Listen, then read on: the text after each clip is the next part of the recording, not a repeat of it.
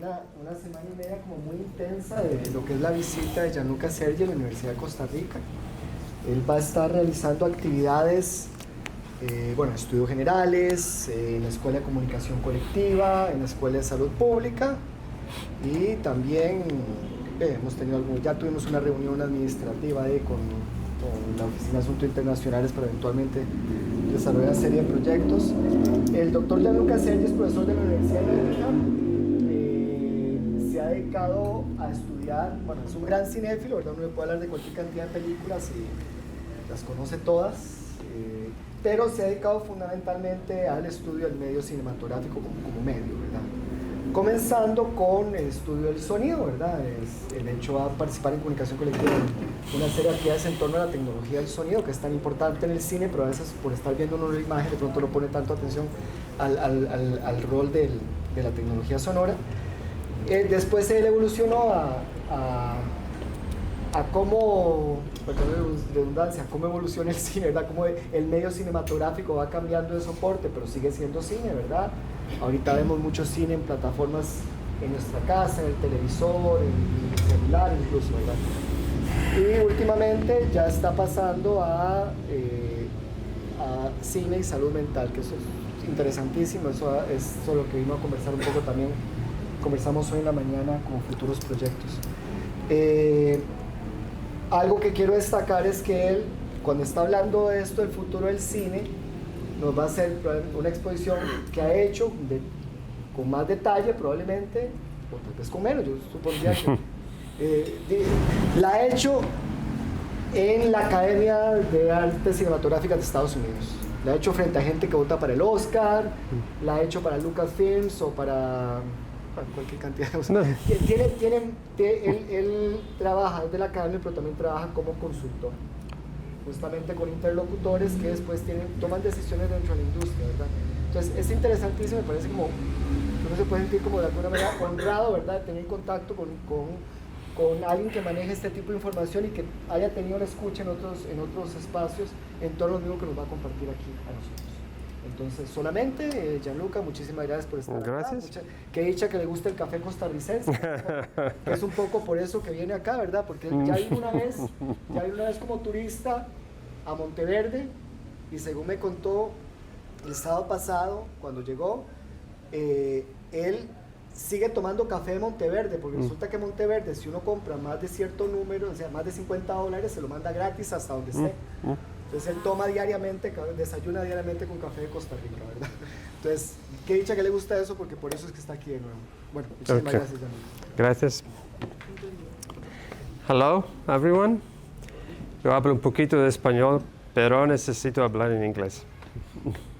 O italiano, but inglés.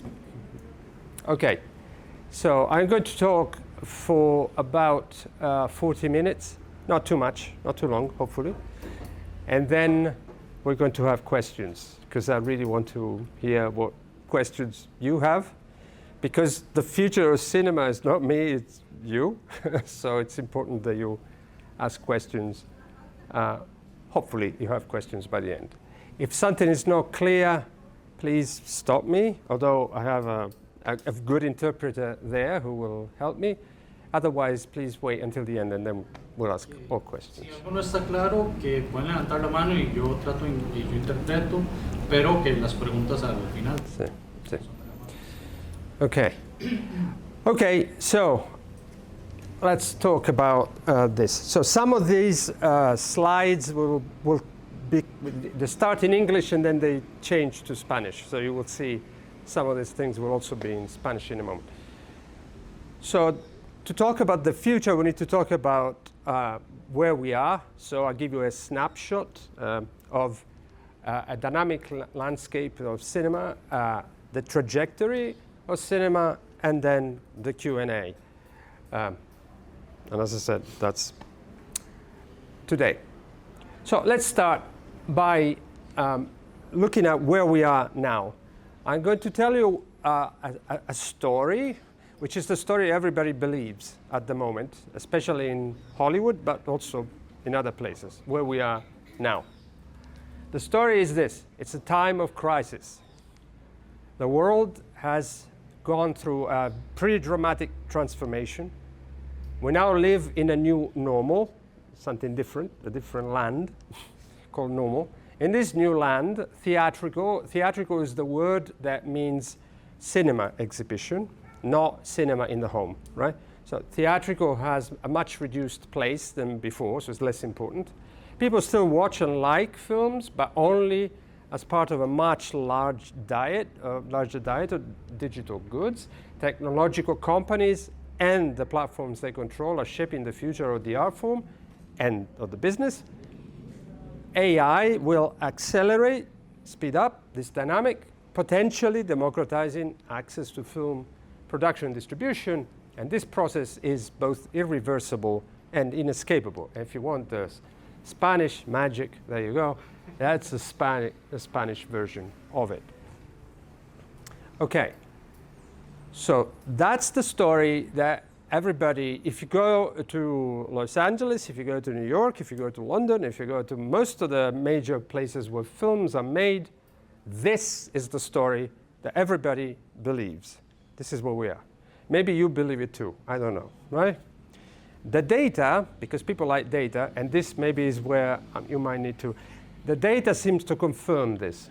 So let me show, I don't know if the clicker, can you see the red dot, right? Okay, good, good. So this is where we are. This is the forecast for 2025. That's the box office total for the whole world, right? It's going to get to that's $34 billion. I don't know what that is in colones. I'm not going to try. It will be a very big number, okay? As you can see, there are three colors here. The dark blue here is the international box office. Americans call the international box office anything which is not Canada and the US, right? So we here, and in the UK, in Europe, in Italy, and so on, we will be international, right? The yellow part is China, and the gray part there is the domestic box office, which is Canada and the United States. As you can see, this is a lot lower than when we were before the pandemic, okay? So before the pandemic, we had this was the all-time record for the world box office of $42 billion. So that was the highest ever, and it was in 2019. Then the pandemic comes, things collapse, and we are now this. And here, people think that this is the new normal. In other words, we will not get again to this, but we will stay somewhere around this, like this. Okay, so we're lost a lot. Did you understand what I tried to explain? Okay, remember this, we will go back to this graphic. All right. As you know, with any good stories, when somebody tells you this is what people believe, then there is a but. So this is the part where we say but. Let's talk about what is really happening. So I'll give you 4 headlines, and then I will give it to you also in Spanish, so in case it's not clear.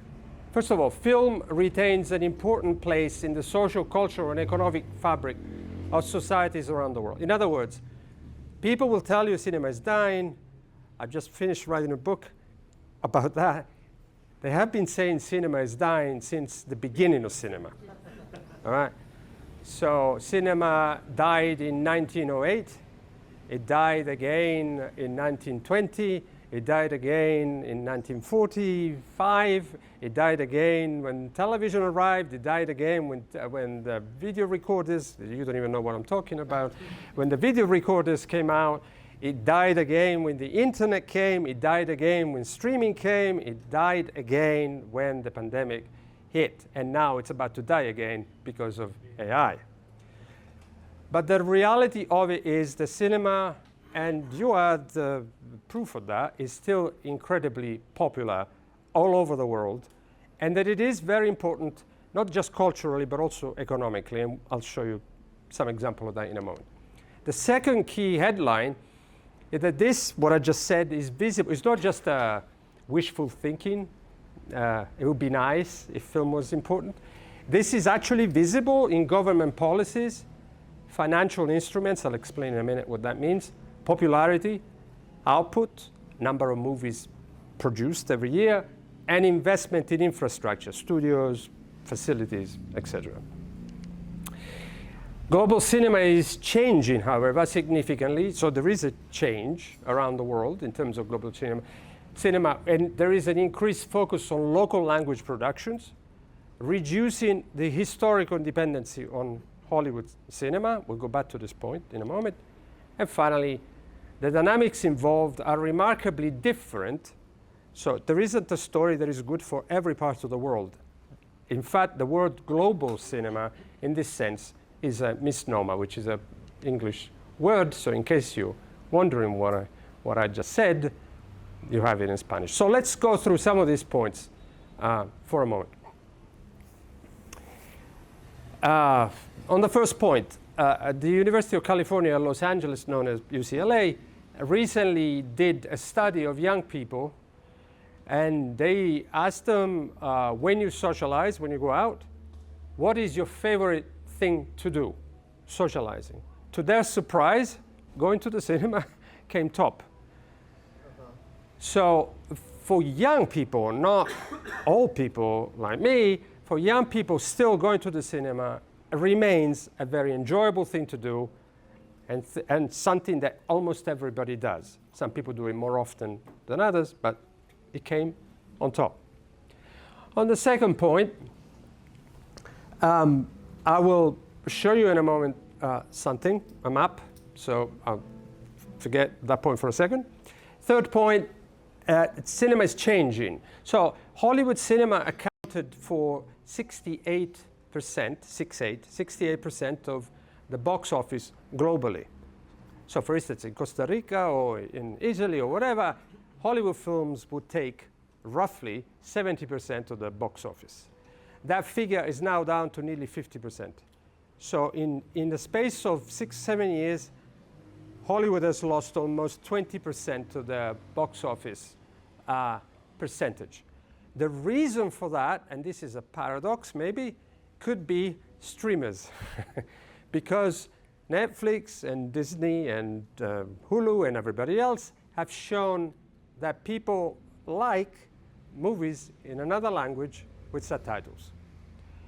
And as a consequence, they're now investing more in local language productions. And you will see in a minute, I'll show you a graphic which is actually interesting in this respect. The final point down there, the issue of global, again, you will see when we talk about population in a moment how there are some significant differences between different areas of the world. So depending on where you are, that should help you think about how you can approach being a filmmaker, being a producer, whatever you want to be. Now, I promised you a map. Okay, so remember that I told you that there is significant investment in cinema all over the world. This is a map that I made for you, and you can say I will make available these files. They're just simple HTML files, so you just open it in a browser. So if anybody wants the map, which I'll show you in a minute, you can have it. Si alguien quiere el archivo, es un archivo de HTML muy simple y que con gusto se lo envíe. Okay, and I want to show you the map live because I can't do it on there. I need to do here. I need to go here. All right, so this is a map that I made for you. You can't see it very well, I don't think, but each of these has I made it so that each country, if you put on the country the mouse, it will tell you how much the government is investing in cinema and film production. So Costa Rica has a very complicated way of calculating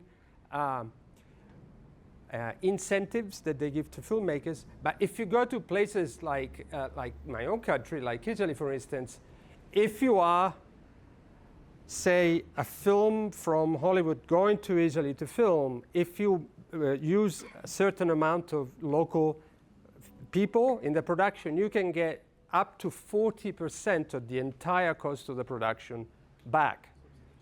Subsidies. You understand this? That's 40%. That's not bad. That's big.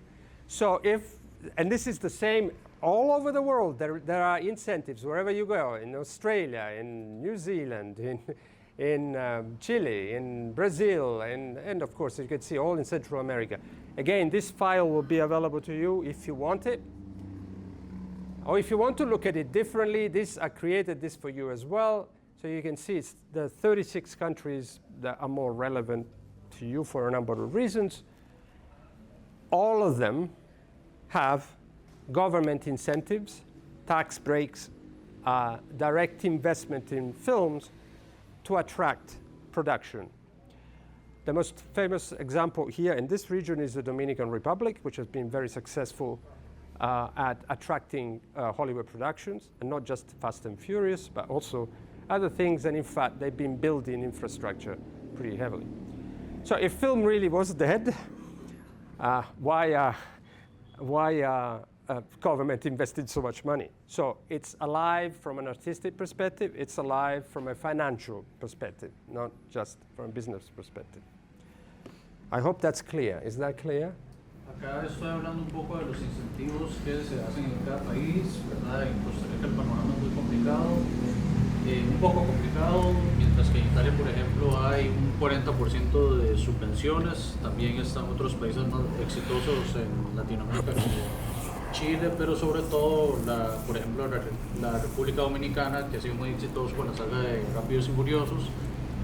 Y entonces, lo que había dicho antes es que a cada rato dicen que el cine está muerto, pero si el cine está muerto, ¿verdad? ¿Por qué hay tanta inversión y por qué hay tanto desarrollo económico en tantos países? Okay, so this next thing I will also make available. It's a very simple file, but what I've done is I've also shown you that not only do countries invest directly in production, but also there is increasingly investment in co-productions across different countries, which in fact is probably your future if you want to make movies. There is a lot of co-production deals. Costa Rica has some with Spain, some with other countries in this region. There are countries, the European Union has a lot of these collaborations, cooperations, and is investing huge amounts of money in facilitating this. So the future is probably international collaborations using funding provided by governments and larger organizations. So again, if you're interested in that topic, I will provide you with this file as well. So financially, there's a lot going on. But also in terms of production, there's a lot going on. Because 2023, which is the last year we have secure data, 2024 is still not clear, it was the year where the highest number of movies was produced in the history of cinema.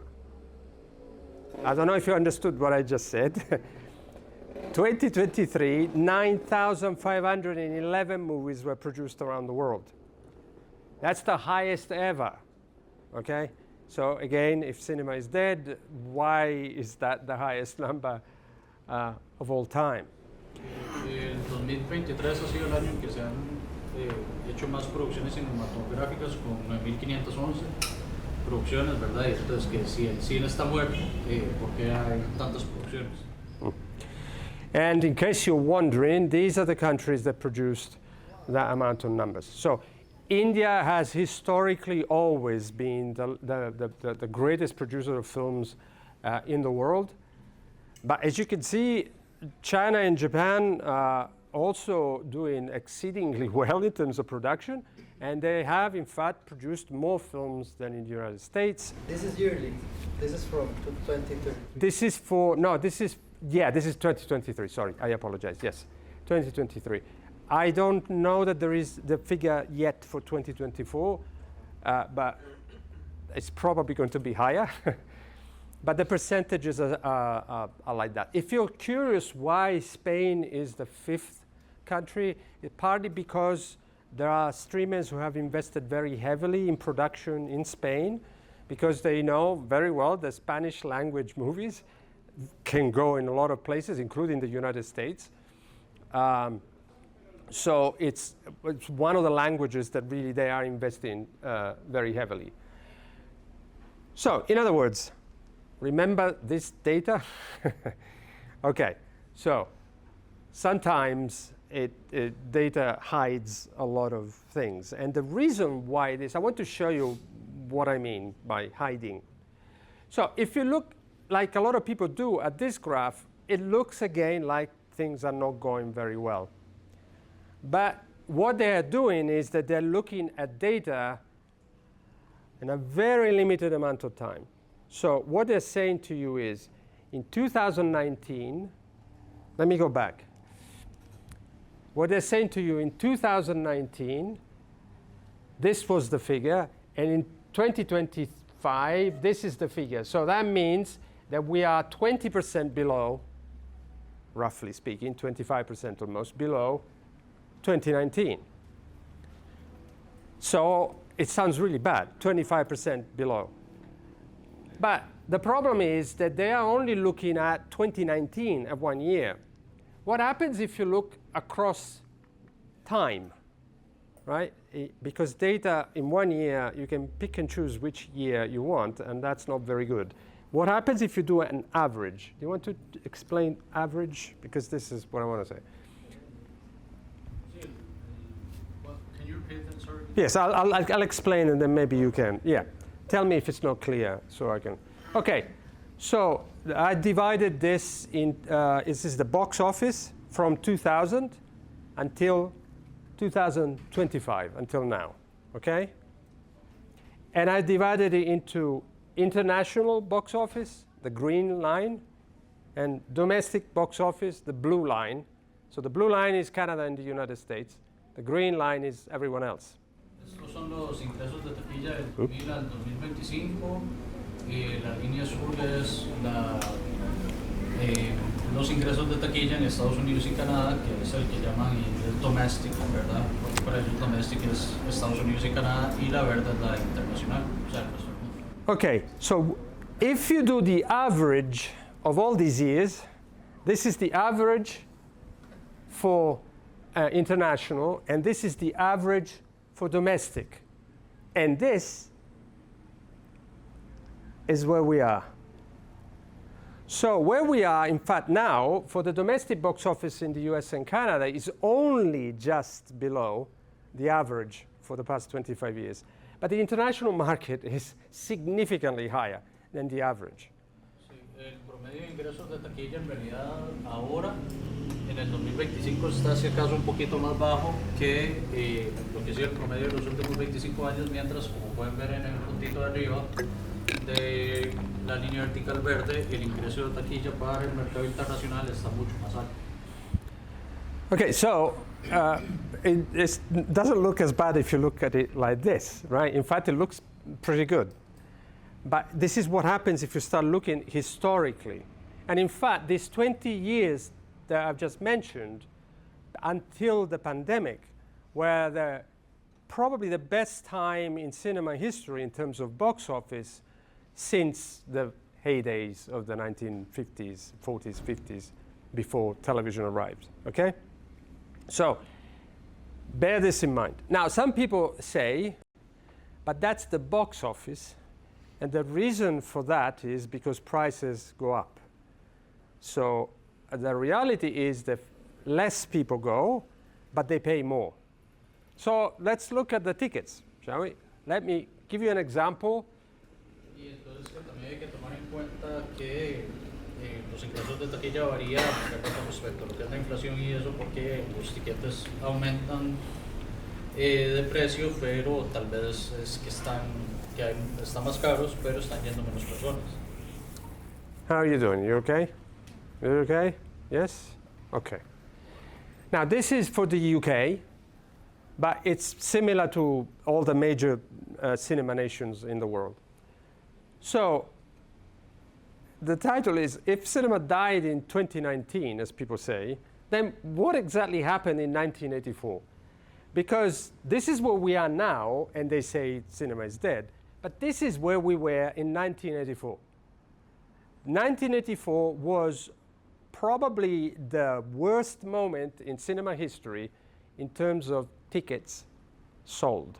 Fewer people went to the cinema in 1984 than maybe in every year before and since.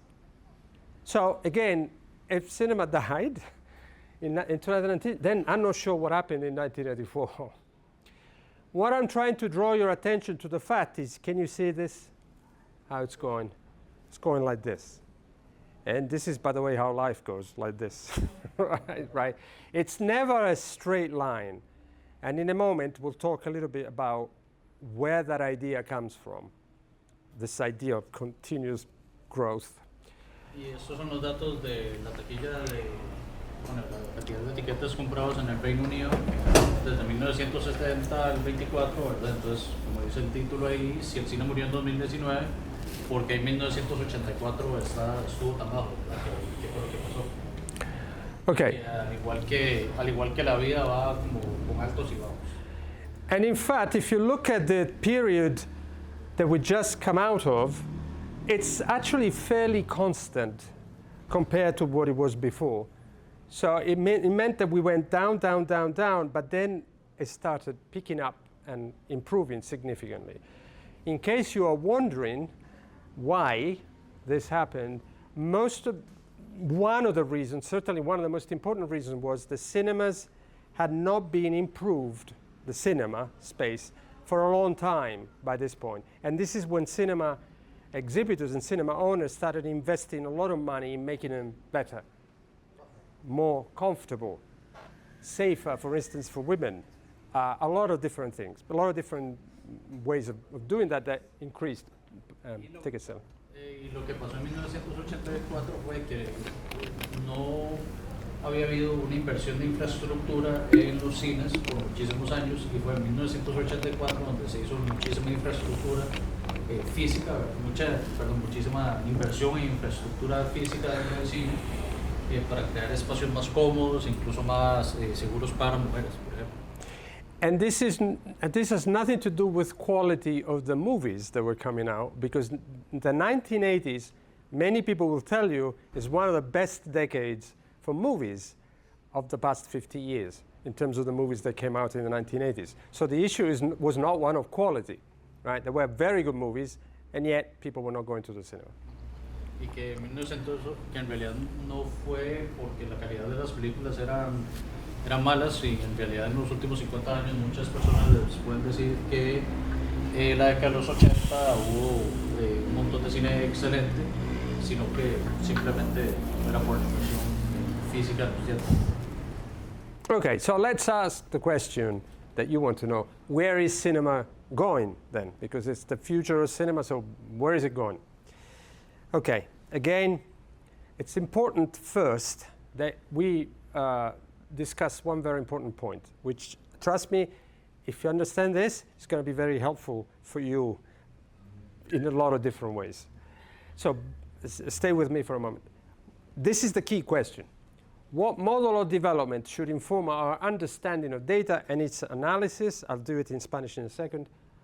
And I will talk as to what that means in practice briefly on one example, which is population dynamics. Okay? I'll give you an example. But I'm happy to take questions on anything else, on artificial intelligence, on developments, opportunities. PLF means premium large format. IMAX cinemas, Dolby Cinema, and so on. And this is the version in Spanish, in case you didn't understand what I just said. So I hope that translation is right. I'm not entirely sure. I hope it's okay. Do you understand that question? Okay, so let me explain what that means. It means this: a matter of perspective, grow or die. Okay, so we live in a capitalist world. And in particular, we live in a moment in time when we, in general, are told that you're either growing or you're dying. Okay? So the model is a linear, infinite growth. In other words, constantly going up. Constant growth, constant. So a company needs to be constantly growing. If it plateaus, in other words, it stops growing, it means that it's declining or failing. But that model is not the model that life cycle. The life cycle is you're born, there is growth, there is maturity, there is decline, and then it starts again. And it goes into a circle. Yes, we die physically, but nature goes into that constant cycle or renewal. You know it. There's, you get spring and summer and everything is lovely, and then autumn comes and the leaves go, and winter and everything seems dead, and then, no, it starts again. So it's very much a cyclical model. So if you see things this way, with where am I? Here, the traditional growth model, you're either growing or you're dying. So if cinema is not growing constantly, it means that it's dying. If you see things from this other perspective, this other model, the ecological kind of life cycle model, it's normal for cinema to go through these cycles and then restart. And that explains 1984 as well. 1984, there's that cycle that hits the decline and then starts again. And what is very likely is that we are now on this, probably somewhere around this side of the curve, and about to restart the cycle. It doesn't help that most companies in the US follow very much a strong capitalist growth model at all costs. They have to because of Wall Street and the stock prices, but it's not a very good model to understand cinema or any other cultural enterprise. I don't know if you want to. Sí, acá lo que estoy explicando, ¿verdad? Es que hay un modelo tradicional capitalista en que siempre, un modelo de crecimiento muy tradicional, ¿verdad? En que siempre,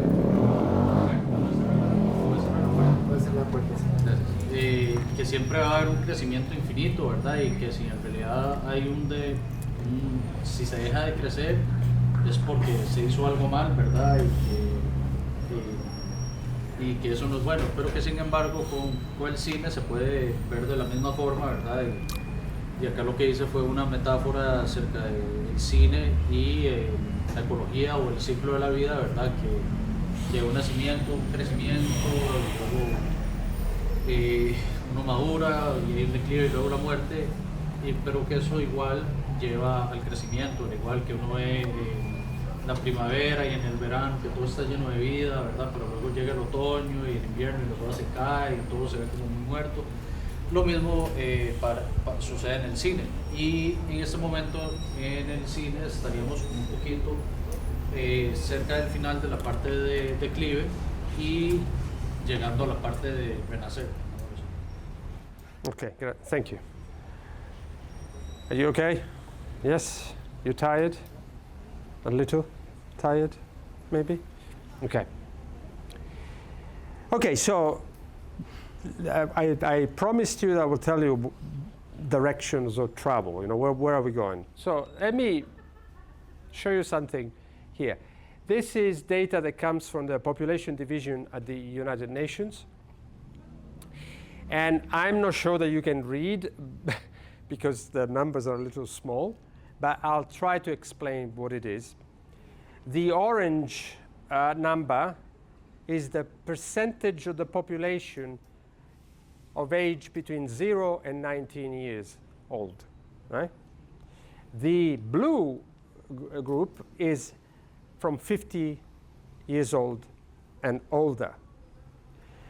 Estos son datos de las Naciones Unidas, datos de población, ¿verdad? De las Naciones Unidas, la barra anaranjada es de población de 0 a 19 años y la barra azul es de mayores de 50 años. What you can see clearly, very, very clearly, is that there is a separation. The world is divided in two. You can see how mature markets like China, the States, and Europe have a very high percentage of the population, 38%, almost 37%, and 41% of people aged over 50. Okay? So 40% of the people in my area of the world are my age, 50 and older. But when you look at Central America, it goes the other way around. In your region, it's only 21% of the population that is 50 plus. And it is, in fact, 33%, nearly 34%, that is 0 to 19. So you're young as a region. But when you look at Africa, you see really how incredibly young the continent is. Sadly, there are some very sad reasons why that is the case. But nevertheless, it's incredibly young. If you are clever, that tells you I could stop now, and you would know what's happening, right? So there are rich, these are the 3 richest areas in the world, by the way. So rich areas in the world which are very old. And then there are other areas of the world which are very young. What does mean is this. Let me show you this. This is the cinema-going average, the average age of people who go to the cinema. And then the red dot is the average age of the population. This is an animation, so I'm going to start the animation. It will start in 2001. Can you see here? It will start, this is where we are in 2001, and it will go to the projection for 2030. So it will go past today and the next 5 years. This is what happens.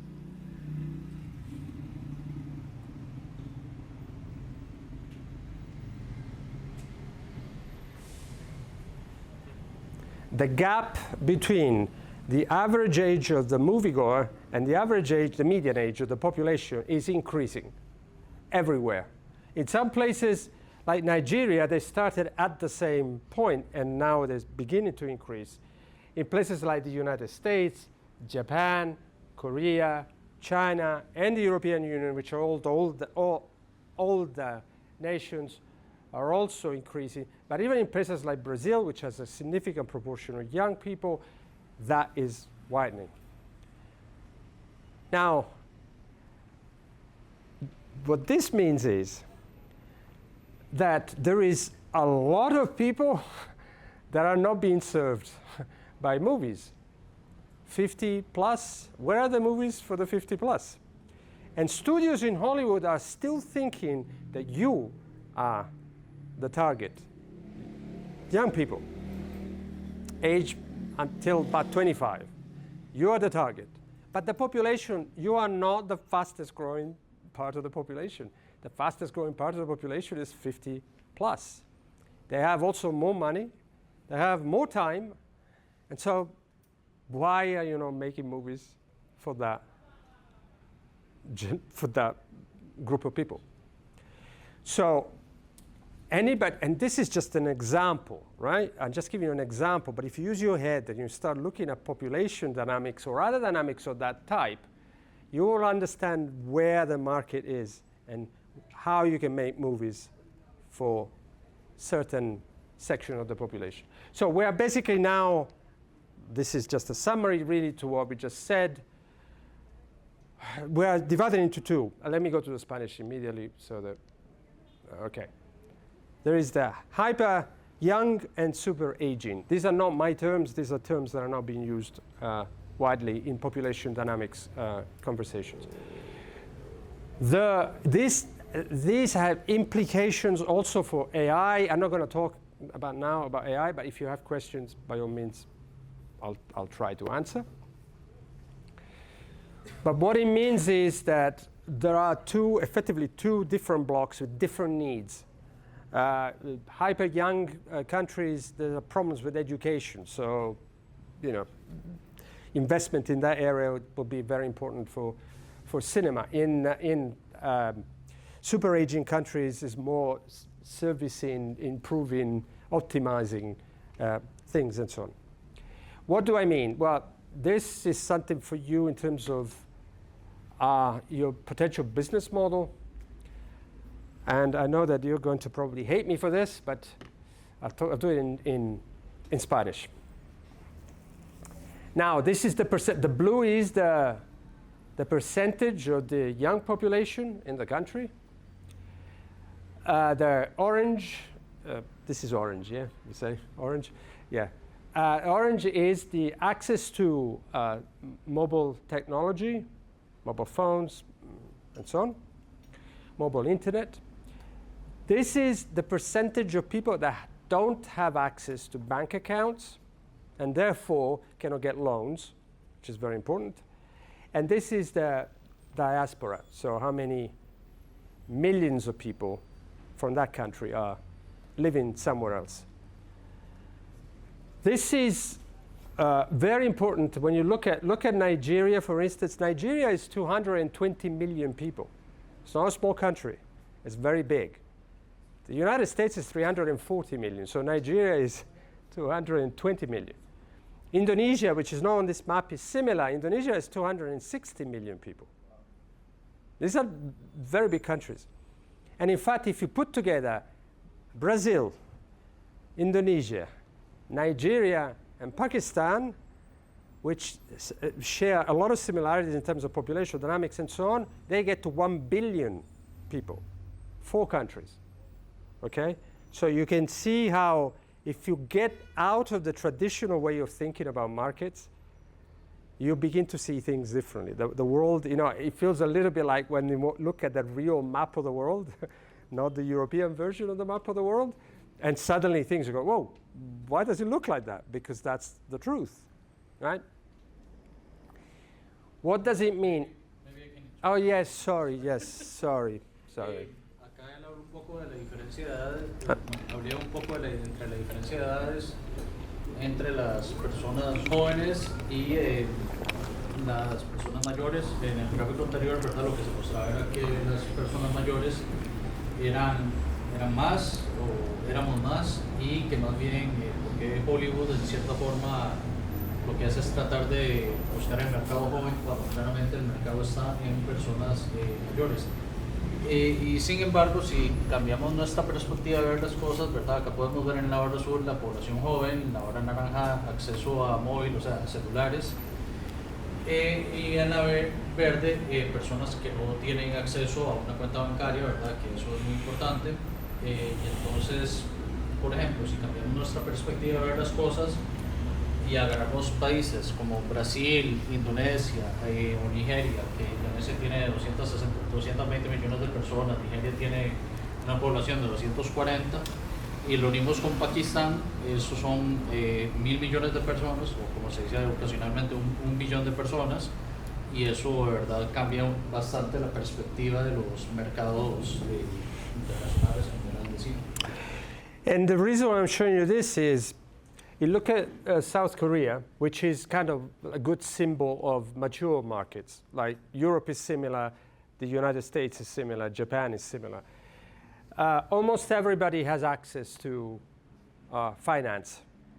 But when you go to other countries, you can see, even Costa Rica, look, it's like 25% almost of the population has no access, direct access to a bank account. That's a significant percentage. And if you go to Nigeria, that's nearly 60%. Is that a bad thing? Yes and no. It is a bad thing because you need access to capital, especially if you want to be a filmmaker. You need access to capital. You need access to capital if you want to buy a house. You need access to capital if you want to do anything. But what is happening is that some of these countries, even India has a huge percentage of the population. Don't forget that India is 1.4 billion people now. It's the largest country in the world. And it has nearly 40% of people who don't have access to bank accounts. What that means is innovative ideas happen because people don't have access, because people are poorer. If you want to, I'm sorry, that's the reality of it. Okay? But 2 people wrote a book a few years ago, a great book called Poor Economics, that saying poor people are not stupid. And in fact, poor people very often come up with very interesting, innovative ideas. So they make good economists, right? I don't know if you want to translate that. And these two people who were Indian and wrote this book won the Nobel Prize for Economics. Sí, entonces acá lo que estoy hablando es la diferencia, ¿verdad?, entre economías ya más establecidas o mercados establecidos como Corea del Sur, en que podemos ver en Corea del Sur la hora naranja del acceso a cuentas bancarias, que la mayoría de personas puede acceder, mientras que en Costa Rica solo un 25%, o en Nigeria, que también la cantidad de personas que no pueden acceder a cuentas bancarias es muy alta, y que eso el problema es que no hay acceso a capital para, por ejemplo, realizar producciones de cine, y que esto, bueno, básicamente es un problema, ¿verdad? Y que sin embargo hay teorías economistas de la India que ganaron el premio Nobel de Economía, que escribieron acerca de cómo las personas básicamente pobres económicamente son mucho más innovadoras en muchos aspectos. Innovation can come from anywhere. So have a look at what the study, because you can, it's easy, it's available on the internet. See what people are doing in Nigeria in terms of financing. Okay, so some people are beginning to use blockchain to have payments, avoiding studios and middle structures that very often take every bit of value out from this. They're using it for production, they're using it also for distribution. Some people are distributing directly to the public. So there are different ways, alternative ways of thinking, because technology is beginning to work in a way for these kind of situations where there is access to capital and finance. Maybe it doesn't make that much sense, but when there isn't, and you can see, look, the whole of Africa is a continent this is South Africa, which is probably the richest country in Africa, but even there, you can see what a high percentage of people don't have access to traditional finance. And we're nearly finished, by the way. You'll be happy to hear. So, to finish off, the global box office shows signs of recovery. Globally, things are improving, and significantly so. By the way, this year, there was a historic success. One Chinese movie became the first movie of all time to make $2 billion at the domestic box office. Bear in mind, no film had ever made $1 billion at the domestic box office. One of the Star Wars movies came close and made $900 and something million, but it had not made $1 billion domestically. And Asia 2, which is the title of the Chinese title of the film, made $2 billion at the domestic box office, which tells you, yes, it is an exception, but it tells you that people, if the right circumstances are there, and you give them the film that they want. And by the way, the new film, another animated film, the K-pop film that Netflix made, they now put it out in cinema, and it's #1 in the US this week. And the movie has been available on Netflix already for 2 weeks. K-pop Demon Hunter. Yes. And so this is very interesting, because a lot of people are saying, well, look, they're saying what I'm saying to you. Don't accept the story. The story is a particular kind of story. So Netflix doesn't like putting movies in cinemas. But for this movie, they already had it on their streaming service for 2 weeks. They put it out in the cinema, and it went to #1. So what does it mean, right? So there's a lot of interesting questions that your generation, you need to be curious about this. You can't just simply say, oh, I'm an artist. No, that doesn't work. Because artists usually maybe make one movie, and their career is over, okay? You need to understand that you need to know how to navigate this environment, which is becoming increasingly interesting, but also complicated. Don't be scared. It's possible. If I can do it, you can do it. But you need to be curious. And speaking of curiosity, let's see if you have questions now. Okay, thank you for your patience. Okay.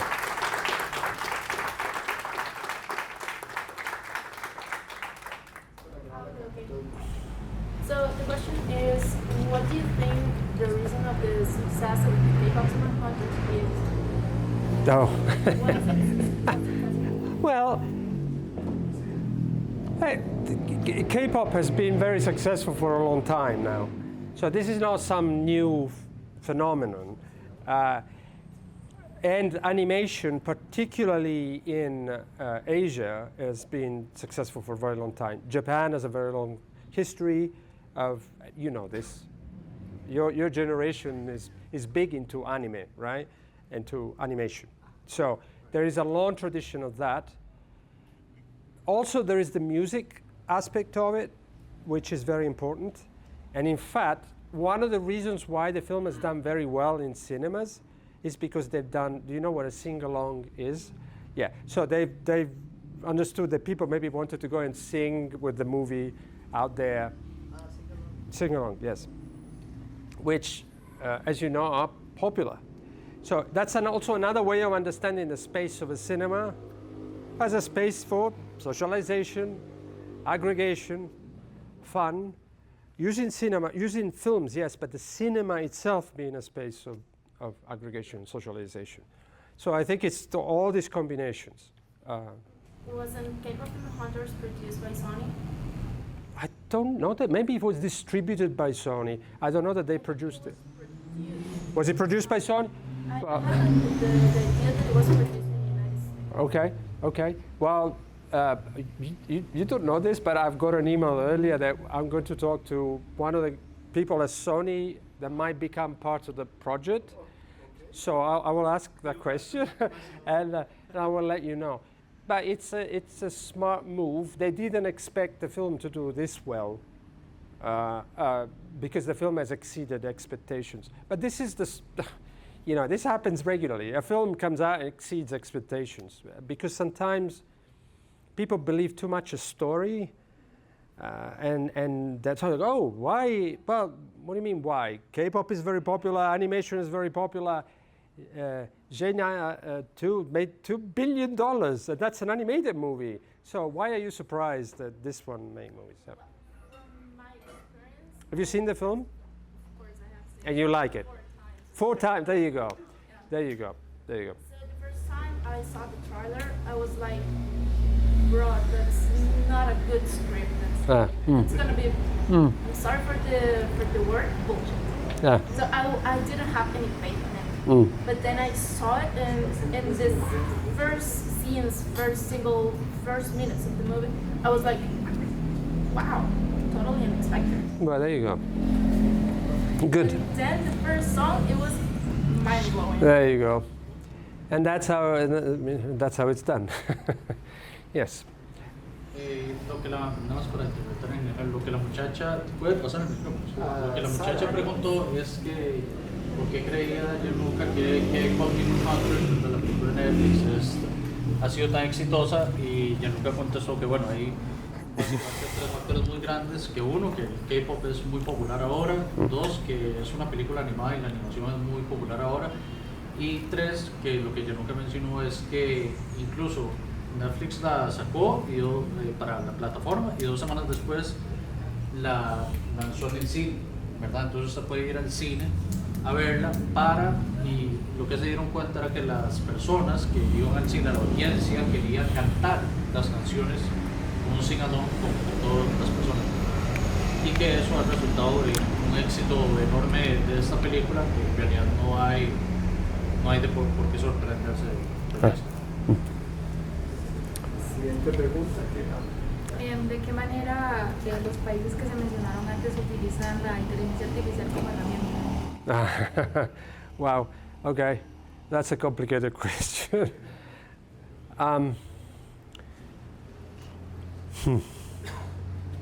Let me think of the best way to explain it.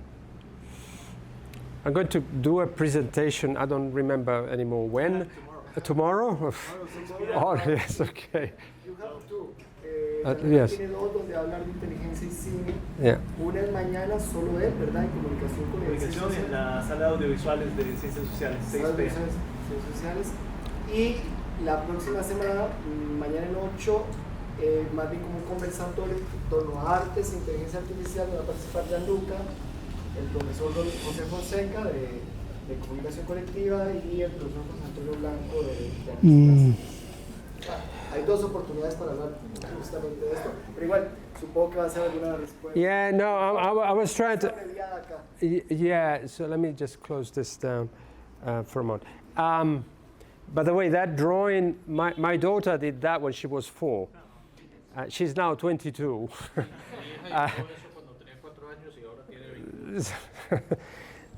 But I like it, so I keep it as my desktop. That picture, well, I did a presentation on artificial intelligence at the Oscars, and it was a huge screen, and that was the first thing that appeared. Boom, this thing. And everybody laughed, and everybody said, I like that. So they really liked the drawing of my daughter that she was 4. A la academia.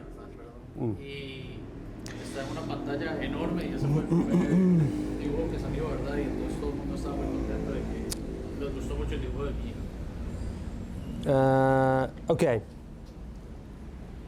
So there are many different ways to answer your question, and we don't have time to be too specific. Hay muchas formas de responder y no nos da tiempo para ser muy específico. I am not very. Okay, so I don't have anything against AI. I think AI is another interesting development, and it depends on how it's used and implemented and protected and so on. But there are significant dangers with thinking of AI as a democratizing tool. There are a lot of AI companies are selling this idea that AI is going to help everybody create movies and become filmmakers because you don't need money. All you have to do is a few prompts or some ideas, and you have your movie and no problem.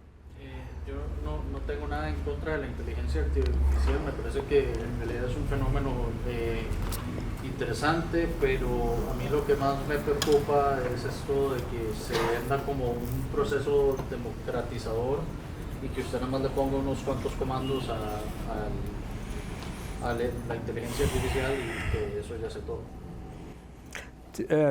Tomorrow I will, in the talk, I will explain that there are significant reasons why that will not happen in terms of democratization.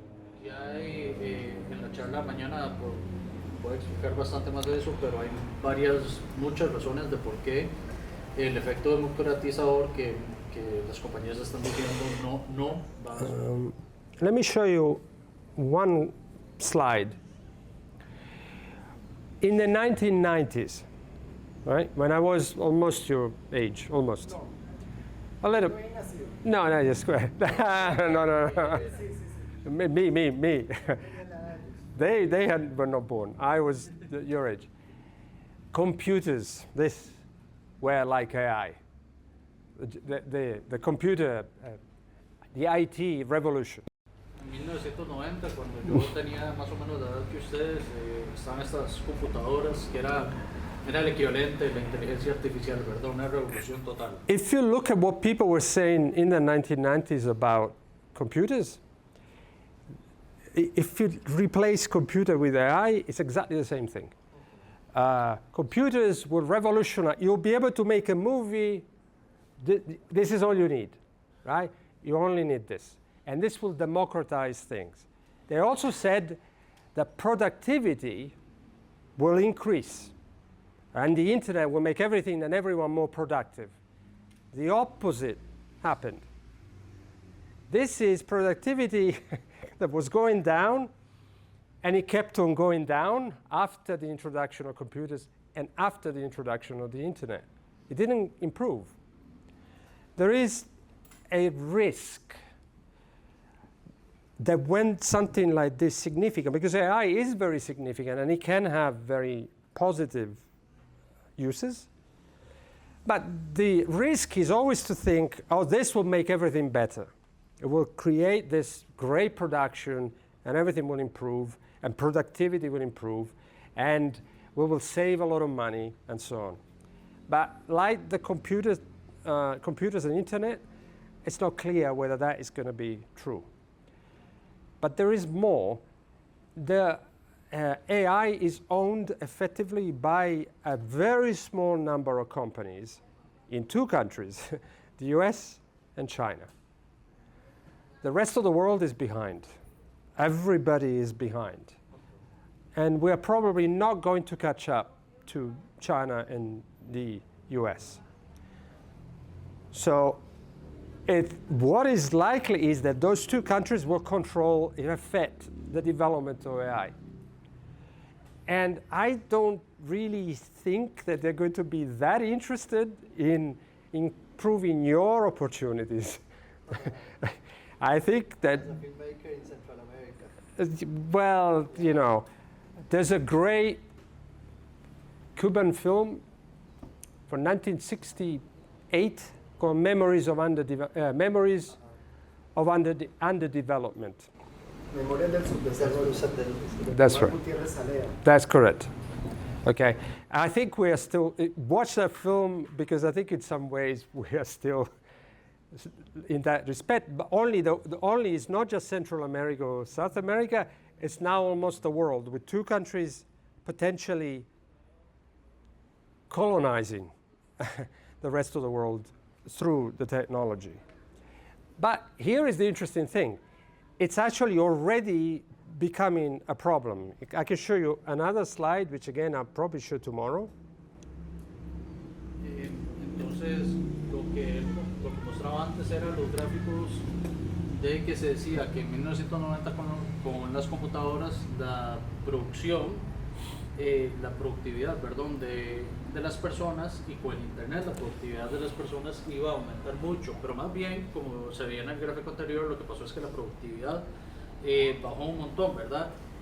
Y lo otro es que el riesgo es pensar que la inteligencia artificial va a hacer todo mejor, pero que además que básicamente la inteligencia artificial está controlada por dos países y que ningún otro país en realidad va a poder alcanzarlos, que son Estados Unidos y China, y que esto en cierta forma es un efecto colonizador, ¿verdad? Porque ya nadie va a poder llegar a ese nivel de una tecnología tan avanzada. And even if you don't want to talk about politics, right? This is something that is happening right now. It's called AI slop, S-L-O-P. The internet is becoming inundated, I don't know what the word inundado, of artificial content created by AI. And in fact, there is now, Google is basically saying don't stop putting stuff out through AI because we are drowning in all this material. If it becomes too easy to make something, the production increases significantly. So there are people who can sit at their computer and produce in a day 100 videos. Now multiply that by, and then you get to this incredible amount of material that is constantly coming out. And is literally choking, this is what it means, choking the system. And it's going to make it more difficult for new people to be noticed. So yes, it's going to be easier for you maybe to make things, but it's going to be much more difficult for you to get noticed. And my fear, and this is something I will say also tomorrow, my fear is that we're actually going backwards. It will become again, if you know someone in the right place, they may help you. If you're rich, maybe you can buy your way in. But everybody else, how can you be noticed if the world is continuously bombarded with this material? It's almost impossible. There are some people that suggest that there is maybe 70, maybe 80% of the internet that is now AI generated. Think about that for a second. And it's only a couple of years old, right? So I have nothing against AI. AI to me is not a problem, is because I know that and I'll say this tomorrow, it's neither artificial nor intelligent. It's just greater computational power. This is what it is, right? So there's nothing wrong with greater computational power, but you need to look at the system and understand if this is what's happening. I don't see how you making a movie with AI is going to help you. In fact, maybe the opposite is going to be true. That like the artisans, of old age, you will be an artisan. You will say, this is all handmade, right? When you go and buy something that is all handmade, it costs more because it is valuable. And I think that's the only way to beat this now. To say, absolutely no AI, entirely handmade, it took me 100 days, and people will say, oh, look, I have something that was handmade. That is real. That is authentic, real. All these words, which are, by the way, marketing words, right? But I don't... and also, there are people like this here, Masters of Prophecy. They are one of the most successful groups at like 31 million subscribers, et cetera, et cetera. It doesn't exist. It's a music group, but it doesn't exist. Nobody knows. Somebody presses a button and a new song is produced and put out. Now, I'm not saying that that's bad, right? If you like it, well, congratulations. And in fact, there is this, your generation, where is it? Oh, here you go. AI beats, the lo-fi, if you Google, you'll find all this, lo-fi with a fake image of snow or fireplace. And it's okay, you're studying and you put this thing on. It's like 3 hours of music, right? Continuous. There's nothing wrong with that, but the problem is that it's too easy to produce. And so it's creating this enormous amount of material out there. I don't... Yeah, well, so your generation will have to make decisions as to where you put your money ultimately. So, yeah, that's it's not a simple answer, but it's an answer. There is a much more complicated answer, which I cannot give here. Yes. Sí, la respuesta no es para nada simple, pero básicamente es que hay demasiado material producido por inteligencia artificial que está saliendo ahora. Se me fue otra vez.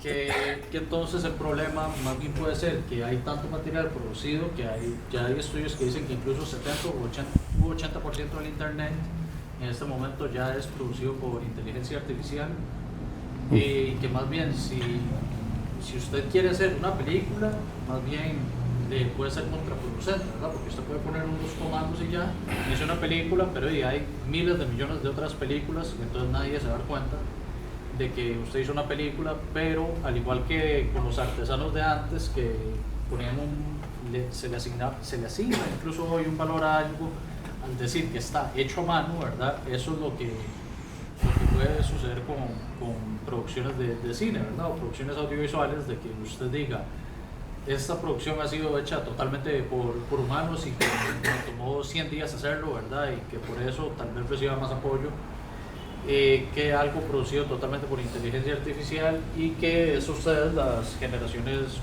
jóvenes de ahora, que les va a tocar decidir en qué invertir su dinero.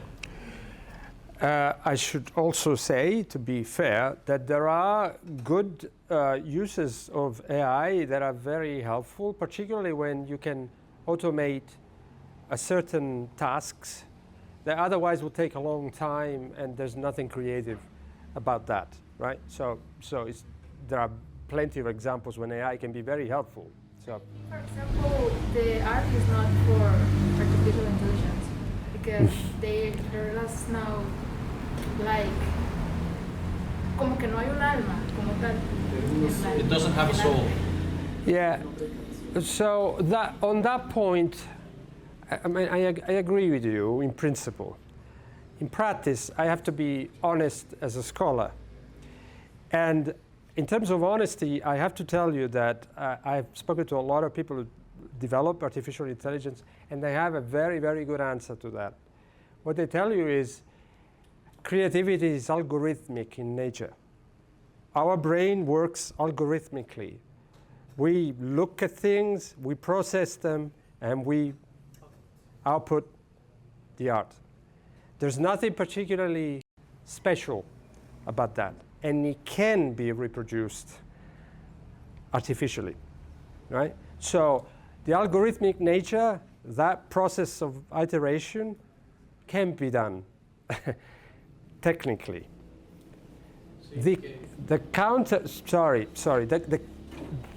counter argument to that, and I have sympathy for this, is that AI doesn't feel. And so there is value maybe in watching something that you know the person that made that felt something about that.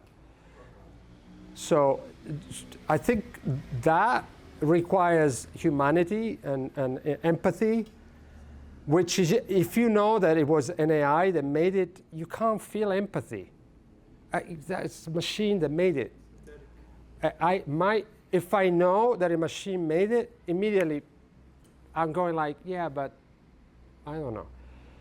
But if I don't know that a machine made it, that creates significant, interesting questions. But that has been the question for art and creativity forever. Some copies of paintings, there are people who can copy Mona Lisa, the famous perfectly. Is the copy worse than the original, better than the original? Those questions are not really that interesting at the end of the day. Are you enjoying it? Well, then you're enjoying it. So at that point, I imagine that someday there will be a cinema that shows AI-generated movies. And I'm sure maybe there will be loud music and drugs and AI, okay. Well, you have nightclubs, and sometimes the music is very repetitive, and effectively it's 2 or 3 beats, and boom, boom, boom, boom, boom, boom, boom. It goes and goes and goes and goes. But you're still enjoying it. There's nothing wrong with that. It's not for me to tell you, oh, you're wrong. You shouldn't enjoy that. But I think there is value in knowing that there was a real person that made that, because then you introduce the element of feelings and struggle, and the struggle in getting the right color, the right frame, and also the fact that you can criticize it. You can say, but why did you do that, right? With AI, what are you criticizing? A machine? So I think as humans, I think we will still value human-made things. I think, but maybe I'm being optimistic or romantic, I don't know, maybe. Sí, lo que la muchacha preguntó era que si la inteligencia artificial, que ella piensa que la inteligencia artificial no tiene alma, ¿verdad?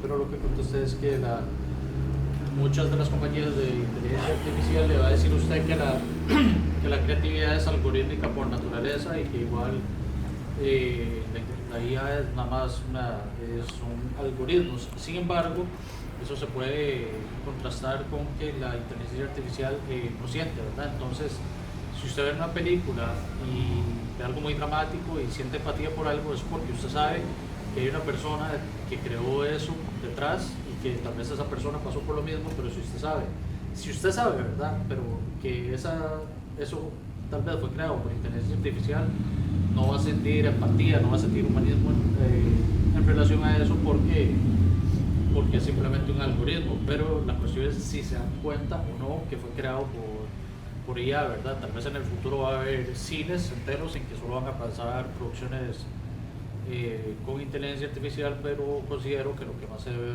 valorar es, o que lo que se podría tal vez terminar valorando más, es producciones creadas por humanos, como si fuera unos artesanos de antes, que dice handmade o hecho a mano. Sorry, it was a long answer. Hay Sorry. como 5 o 6 preguntas, Sí.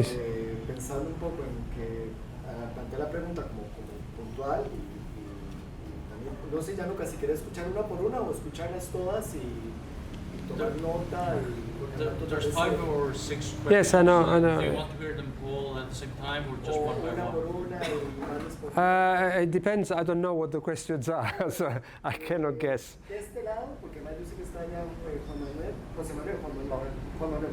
Okay. Sara, Robin tenía una personal question. Okay. Brandon.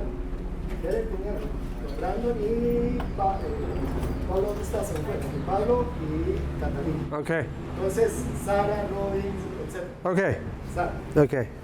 Okay, En español puede ser, ¿verdad, Sara? ¿O vas a...? Okay, sí, sí. She's okay. I'm good. Yes. No. What would you say is the biggest challenge that the industry of cinema is facing currently? The ¿Cuál es el biggest. mayor reto que la industria del cine está enfrentando en este momento? Oh, there are several.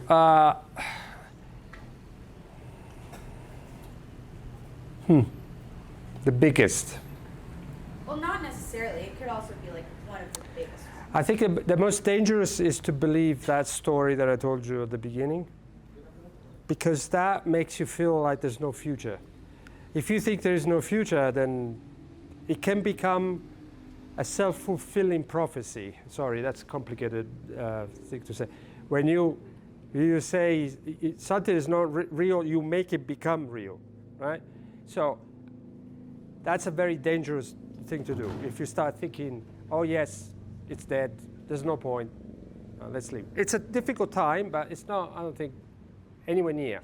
But the biggest risk is, I think, in underestimating the audience. I think that's the biggest risk, and it has always been the biggest risk. When you underestimate what an audience can take, right? And the filmmakers that have been successful for many years usually don't do that. They don't underestimate the audience. Say, oh, let me give you something. Maybe it might be a little bit, tricky, difficult, complicated, but I trust you, right? And studios sometimes, and I understand them, I know why they sometimes have to do that, but sometimes they underestimate a little bit the dynamics. And for instance, now they believe that romantic comedies are not going to make any money at the box office, so they're not going to make any. But again, you have to be careful not to make that reality yourself. You're like, oh, well, they're not going to be successful, I'm not going to make them anymore. And that proves that they're not successful. Well, but if you don't make them, gosh, this is becoming complicated. But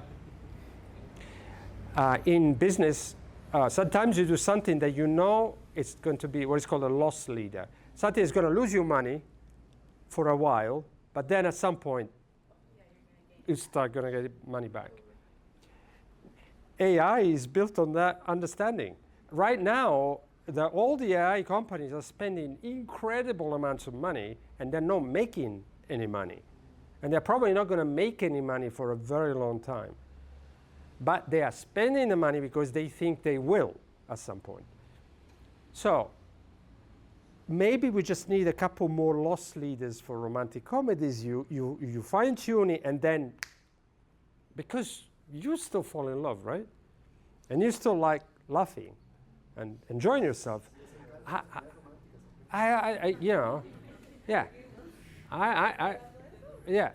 really think that's the risk, underestimating the audience. But for studios, let me be clear. People who work at studios are very intelligent people, very capable people who really care. But every 3 months, the studio head needs to speak to the shareholders at Wall Street. And they need to tell them, this is how much money we have made for you. Every 3 months. What have you done in 3 months? What have I done in 3 months? Nothing. Imagine if every 3 months you had to come to your professors and say, in the past 3 months, I've done all these things for you. Because if you don't do that, the professor will say, I don't want you, go somewhere else. And that's what studios need to do. So it's complicated, it's difficult. And then Entonces, que los retos más grandes sea que son profecías autocumplidas, en el sentido de que si que dicen que el cine está muerto, entonces que eso sea una profecía autocumplida y que el cine vaya a morir, pero sobre todo de subestimar a la audiencia, ¿verdad? That was the way I needed to say it, just like that. Quick. Yes. And then why do you think that society keeps believing that cinema is dying? Like No, society. No, but this is the interesting thing. Society doesn't believe the cinema is dying. Society has other problems. It's not worried about cinema. It's people who work on cinema, and particularly lazy writers who write these articles in the newspapers, and they really have no idea what they're talking about, honestly.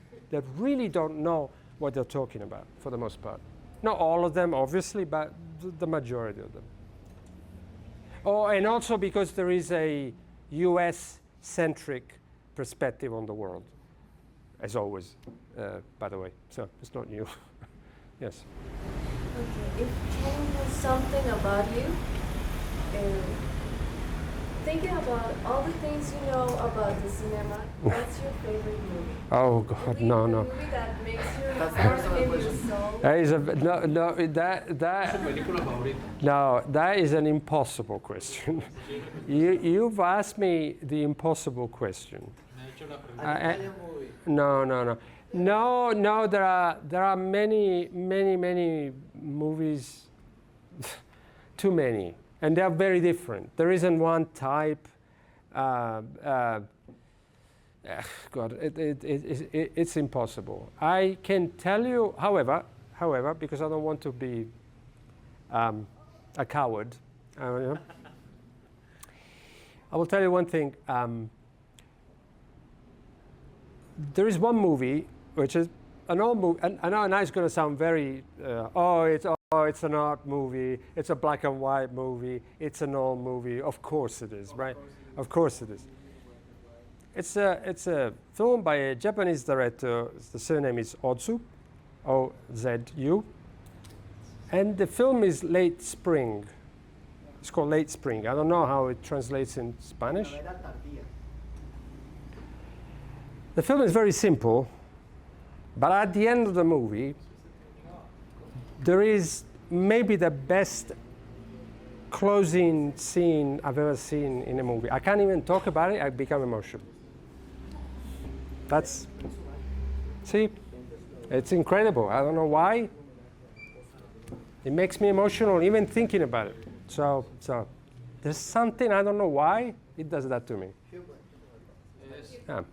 It does that to me, I don't know why. And so maybe they also knew what to do, and it makes me cry 20 years later, just thinking about it. Como nota nada más, perdón, que recientemente esta película Perfect Days de Wim Wenders es en alguna manera, bueno, que fue candidata al Oscar hace como año y medio, 2 años, es de alguna manera un homenaje a Ozu, porque Wim Wenders admiraba mucho el cine de Ozu. See, there is another film which is more famous, Tokyo Story, but it's a great movie, but there's something about Late Spring, and especially that ending, that gets to me.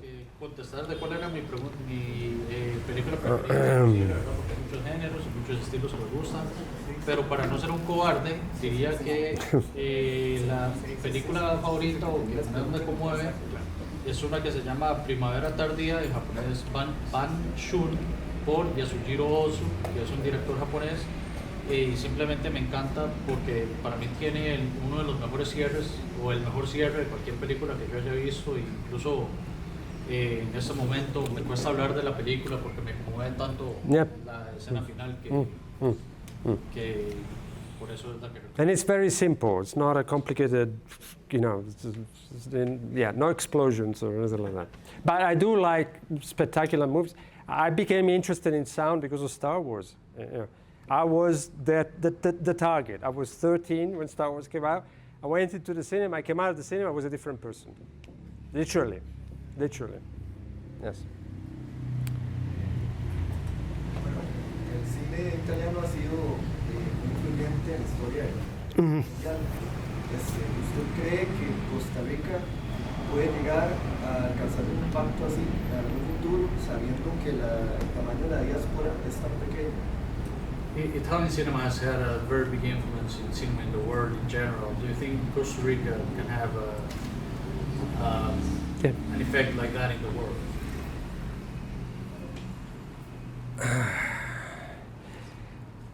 Okay, that's another complicated question.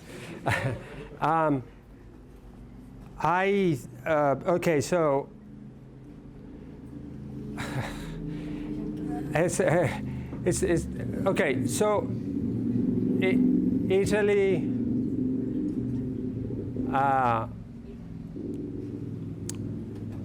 is a strange country.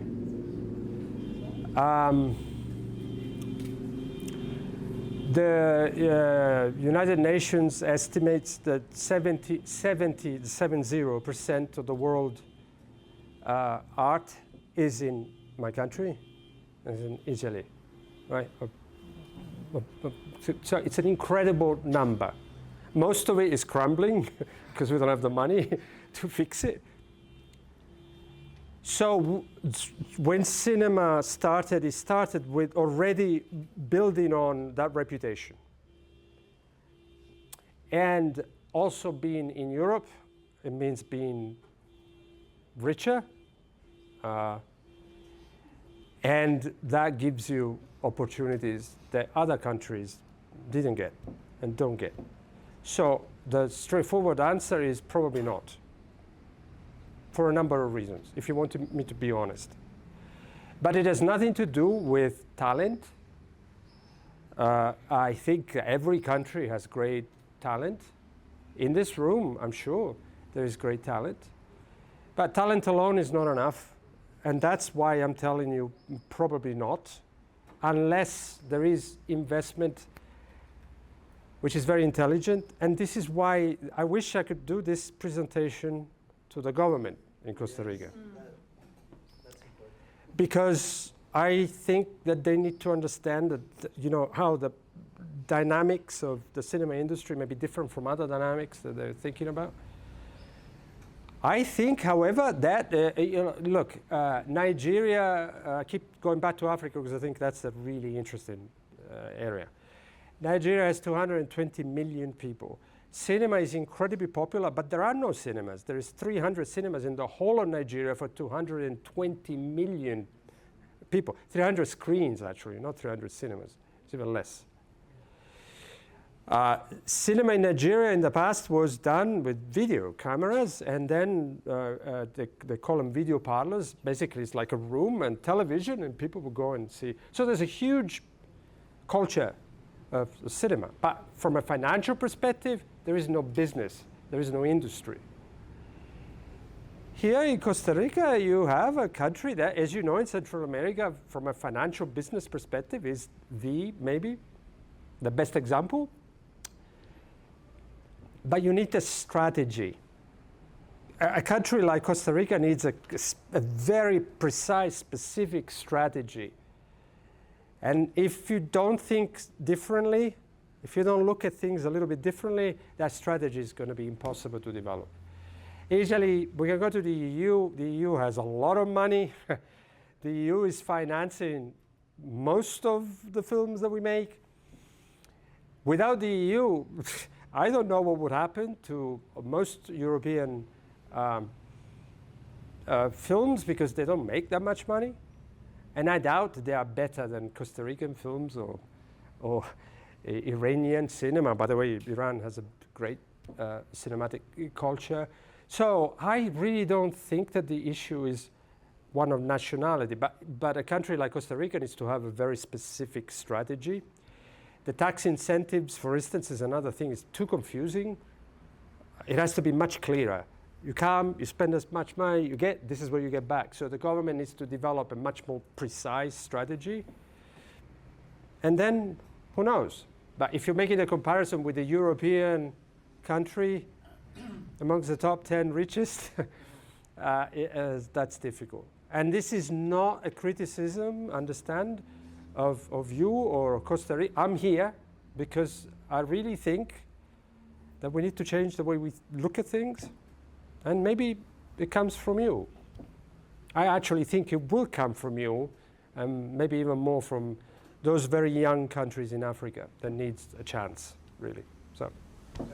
La respuesta es básicamente que probablemente no, pero no por falta de talento de Costa Rica, sino porque no hay una estrategia coherente, cohesiva o tal vez seria incluso para traer incentivos dentro del país, incentivos para traer producciones fílmicas dentro del país.